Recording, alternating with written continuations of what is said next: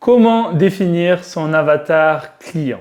Bienvenue sur la chaîne YouTube d'Elias Elakari, expert en marketing digital, spécialisé pour les coachs en ligne qui souhaitent vivre de leur coaching, de leur accompagnement de manière sereine en ayant toujours des clients. Dans cette vidéo, nous allons voir ensemble l'importance de bien définir son avatar client. Pour quelles raisons il est important de connaître parfaitement son avatar client? Car ça va définir toute la stratégie marketing, toute la création de contenu.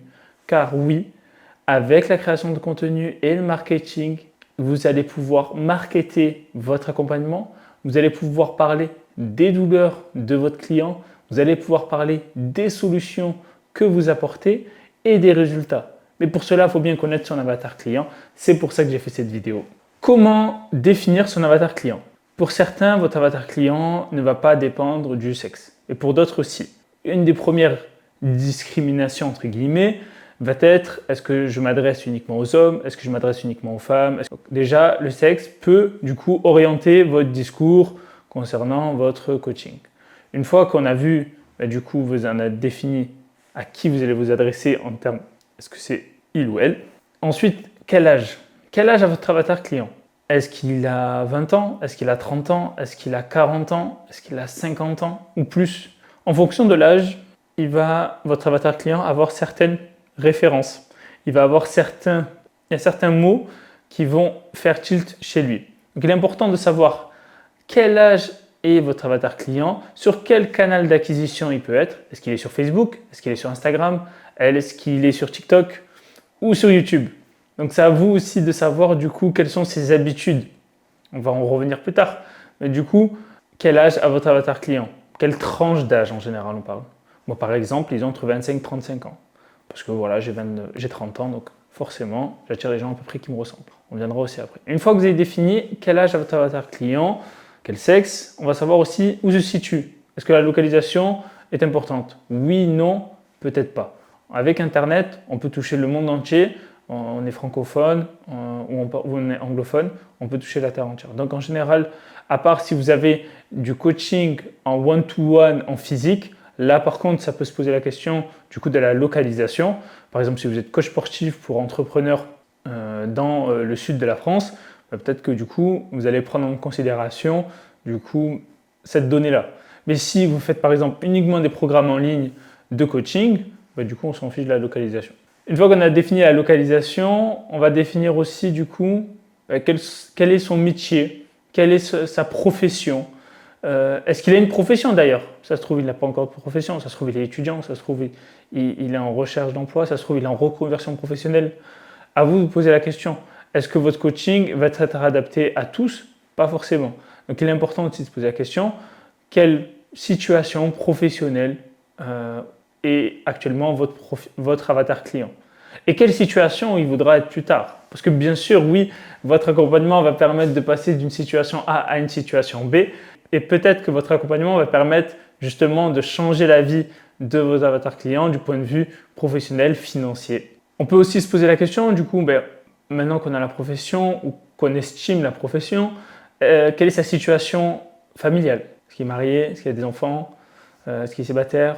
Ça, c'est pour tout ce qui est accompagnement dans les relations. Donc ça peut être une donnée importante. Donc du coup, on a vu le sexe, l'âge, la localisation, la profession, la situation familiale et la situation financière.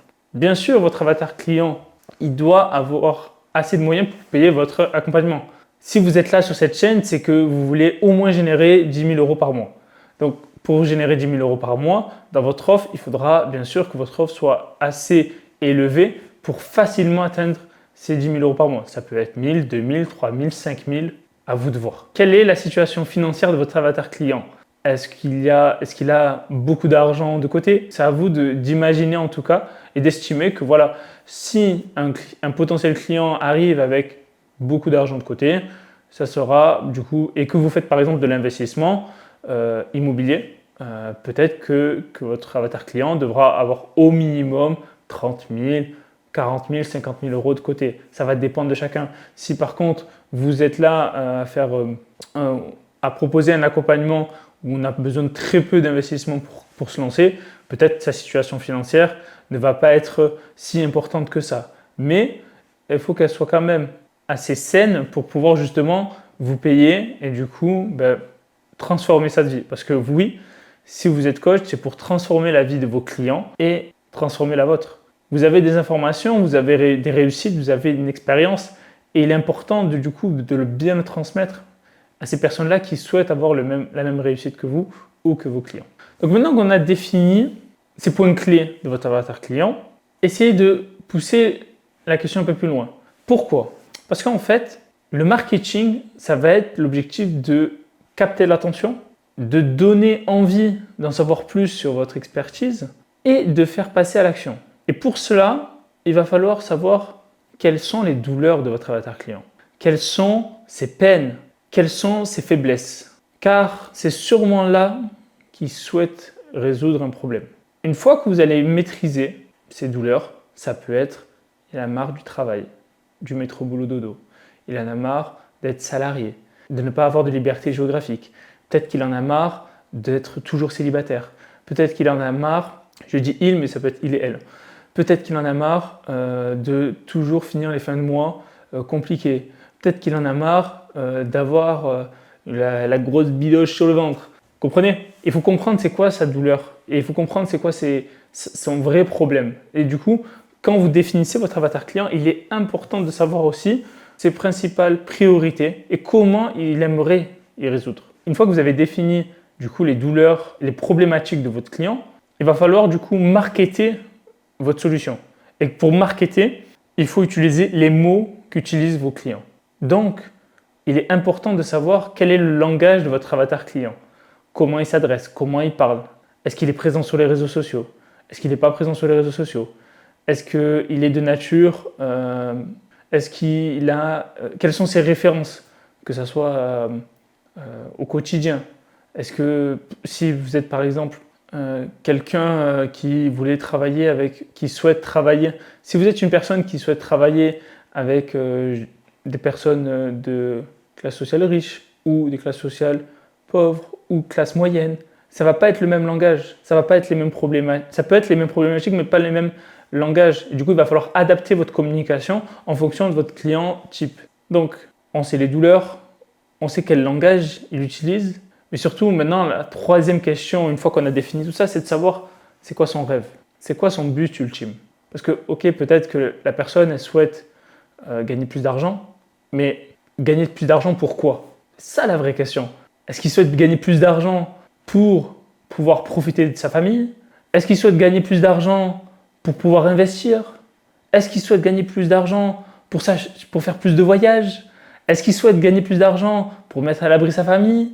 Est-ce qu'il souhaite ou elle, est-ce qu'elle souhaite plus d'argent pour ne pas dépendre d'un homme? Qu'importe. Il faut savoir le pourquoi il souhaite. Quel est son rêve? Quel est son but ultime? Il a un problème, mais ce problème, il veut le résoudre. Mais en résolvant ce problème-là, il souhaite atteindre un but ultime, un rêve. Et il est important de savoir c'est quoi le rêve de votre avatar client. Par exemple, un des rêves des coachs en ligne est d'atteindre les 10K. C'est un premier palier psychologique. Ils l'ont peut-être jamais atteint, peut-être qu'ils l'ont atteint, ou difficilement. Et du coup, moi, je souhaite aider ces personnes-là parce que je sais qu'ils sont capables, avec de la publicité, parce que j'ai accompagné plusieurs coachs à atteindre ces résultats-là facilement en quelques mois, à dépasser ce cap-là. Et une fois qu'ils ont dépassé ce cap-là, il y aura du coup un nouvel objectif et du coup un autre programme. Donc là aussi, du coup, quand vous allez définir votre avatar client, l'avatar client va rentrer dans une offre. On appelle souvent l'offre irrésistible. Cette offre-là, elle doit rassembler 5 éléments. Quel est son rêve ou son problème le plus important actuellement? Et 2, combien de témoignages avez-vous? Combien de résultats avez-vous? Combien de personnes ont résolu ce problème-là avec cette méthodologie-là?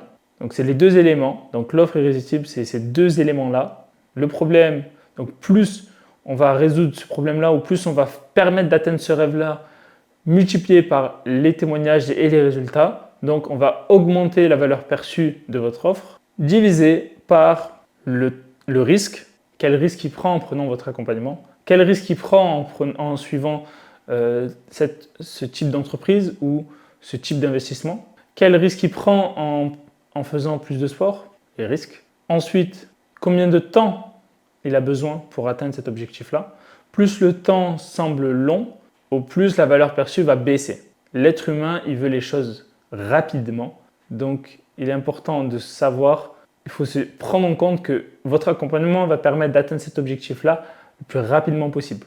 En 1 mois, en 2 mois, en 3 mois, en 6 mois, même 1 an, si c'est des grands rêves. Okay, le temps et l'effort. Le troisième point, c'est l'effort. Quel effort est nécessaire pour atteindre ce rêve-là? Et au plus l'effort va paraître immense, important, au plus l'offre, la valeur de votre offre va baisser. Donc bien sûr, une fois que vous avez défini votre avatar client, il va falloir aussi définir du coup votre accompagnement. En combien de temps? Est-ce qu'il y a peu de risques ou beaucoup de risques? Est-ce que ça demande une grosse implication ou une petite implication? Est-ce que en suivant votre offre, on va atteindre facilement, on va résoudre facilement le problème qu'on a, on va atteindre notre rêve? Est-ce qu'il y a plusieurs personnes qui ont réussi avec cette méthodologie-là?